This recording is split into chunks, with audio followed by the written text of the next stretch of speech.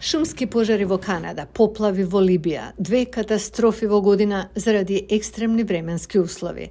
2023 година ќе биде прогласена за најтоплата година досега. Секој месец од јуни до ноември беше најтопол за тој период на годината. Јули 2023 година беше најтоплиот јули досега во светот. Глобалните температури во септември беа толку многу повисоки од нормалните, што еден климатски научник ги нарече апсолутно изненадувачки. Немилосрдното загревање од климата предизвикано од луѓе, плюс периодичниот глобален временски феномен, познат како Ел Ниньо, предизвика екстремни временски услови низ целиот свет. Знаеме дека со оваа дополнителна топлина во атмосферата, таа со себе носи дополнителна енергија, што значи дека добиваме поинтензивни екстремни настани. Не секој налет на лошо време се должи на климатските промени, но климатолозите од веб страницата Светска временска атрибуција открија отпечатоци од глобалното затоплување на овие временски катастрофи. Во април, Тајланд и Лаос ги урнаа рекордите на високи температури на сите времења. Научниците велат дека топлотниот бран бил невозможен без климатските промени. Западниот Медитеран ги собори температурните рекорди тој месец во топлотен бран, што ги направи 100 пати поверојатни. Јужна Европа повторно се печеше во јули. Рекорди урнаа и Кина и пограничниот регион помеѓу САД и Мексико. Југозападниот американски град Феникс забележа рекорд од 31 ден температури над 43,3 степени Целзиусови. Ова не е рекорд кој некој сакаше да го собори, но дефинитивно е рекорд поради кој луѓето во Феникс не се задоволни.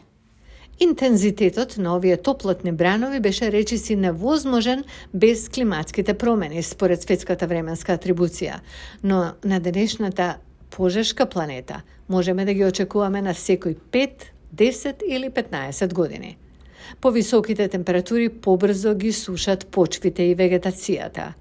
Тоа помогна за рекордните шумски пожари што ја опустошија источна Канада оваа година да станат најмалку 7 пати поверојатни и 50% поинтензивни.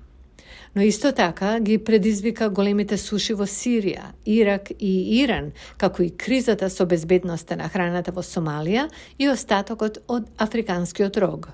Иако Сомалија практично не дава никаков придонес за климатските промени, сомалиците се меѓу најголемите жртви.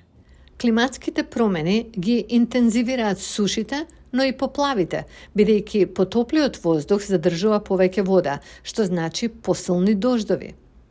Во Либија во септември пукна брана и убил јадници луѓе. Тимот на Светската временска атрибуција вели дека тоа било 50 пати поверојатно и 50% поинтензивно отколку што би било без климатските промени.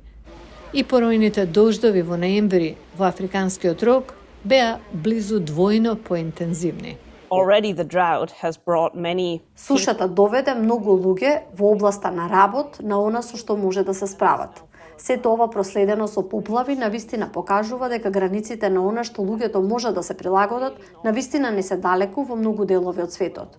И се додека продолжуваме да гориме фосилни горива, овие работи ќе се случуваат повторно и повторно. Синоптичарите велат дека Ел Ниньо веројатно ќе се намали кон средината на следната година, но нема знаци дека климатските промени престануваат. Како што продолжуваме да ја загреваме планетата, се почесто се случуваат временски услови кои порано беа екстремни.